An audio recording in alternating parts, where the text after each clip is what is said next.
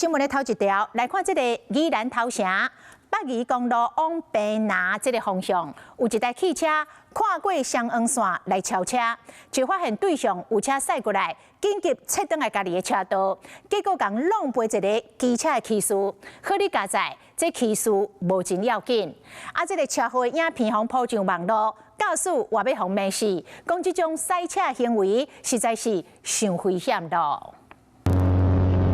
机车伫山路顶徛，雄雄一台汽车驶过双黄线，正向超车。经过我家的所在，雄雄出现大卡车，驾驶hand切断原本的车道，也毋过嘛去弄到一个无辜的骑士。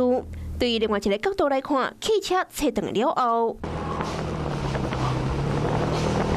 机车互弄一个真大力，去弄到山壁了后，搁伫土骹细骨仔面才停落来。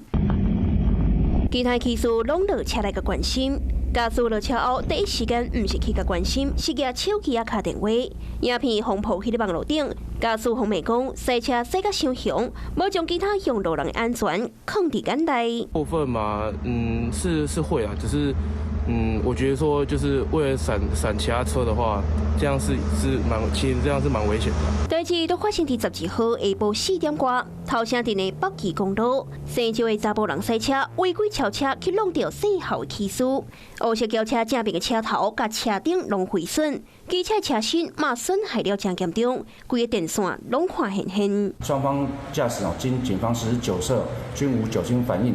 那肇事原因尚待后续的调查厘清。北宜公路又搁洪清做高原18元，所以头城58.8K 到石牌啊68.8K 所在有设区间测速，但是希望会当降低事故的发生。敢若去年北宜公路宜兰段报案的车祸件数都有28件，这摆汽车驾驶违规超车，搁去弄到无辜的骑士，警方将会依法甲处罚。若敢有牵涉到危险驾驶，警方也搁咧调查。